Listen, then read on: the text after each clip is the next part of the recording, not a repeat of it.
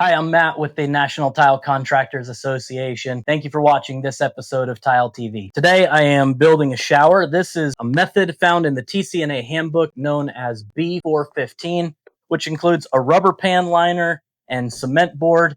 And so this today is still one of the most popular showers being built. But before I move on, I do want to point out a few things that often get overlooked with this shower. Underneath of this pan liner, I've got a pre-slope which allows the water to drain towards the drain the way that it's supposed to. So when water penetrates through the shower system, it's going to hit this pan liner and flow towards the drain here. Now this is known as the three-piece clamping drain. Underneath of this pan liner, there is a bead of sealant all the way around that underneath of the pan liner, kind of sandwiching that pan liner. Sealant is there and is important so that if water was to ever come back up the pipe, it can't go underneath of the pan liner. Something else that's really important, we all are familiar with these three-piece clamping drains. You can see here with the little holes on the top, and you can also see underneath of here, there's little channels. Those are known as weep holes, and we need to protect those weep holes. How I've chosen to protect those weep holes today will be just by putting a little bit of gravel. I'm going to spread that all the way around this drain before I pack my mud.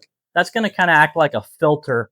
Going to allow the water to go through the mud bed and down into the pipe through those weep holes, preventing those weep holes from getting clogged up with maybe sand granules or any other contamination that would possibly clog those weep holes. This is my vapor barrier, so this is required behind the cement board unless you're doing like a topical membrane, maybe a sheet membrane or a liquid waterproofing membrane on the top. So if we're not doing that, we're going to put a 6 mil plastic, or maybe we would use a roofing felt or an aqua bar or something that would qualify as a vapor barrier. So behind here, I've got my framing in here in this renovation. I've also got my this is a 2x10 here in between. That is so that this shower pan membrane cannot fold back into the wall. And then I've also got my corner pieces, my dam corners, and those fit in here, and those are glued into place using the manufacturer's PVC glue. So I've got one here, I've got one here, and I've got one here. And that's going to be really essential for preventing water from getting down into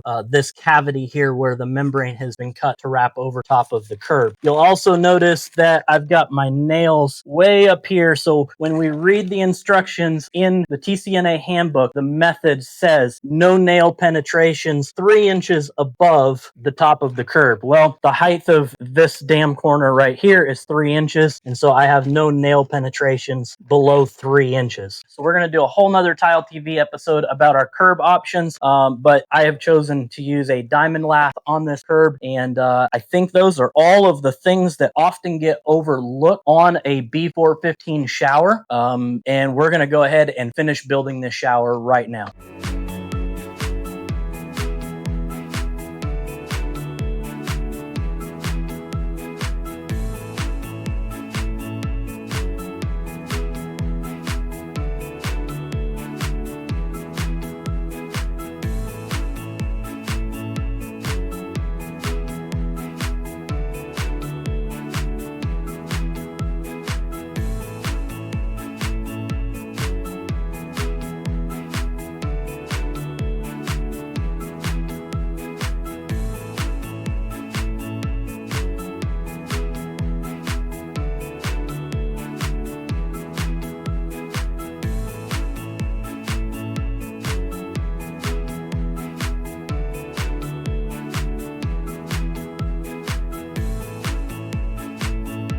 One last thing to point out, this shower method, B415, along with every other shower method, under the section notes, it states test shower pan membrane and drainage fittings for leaks before commencing tile work. What that means is do a flood test, critical part of building any shower. So follow these simple steps, pay attention to the details in this method along with every other method. But if you can follow these steps in a method like this shower is ready not only to be tiled today, but function and last a lifetime. Thanks for watching this episode. We'll see you again soon.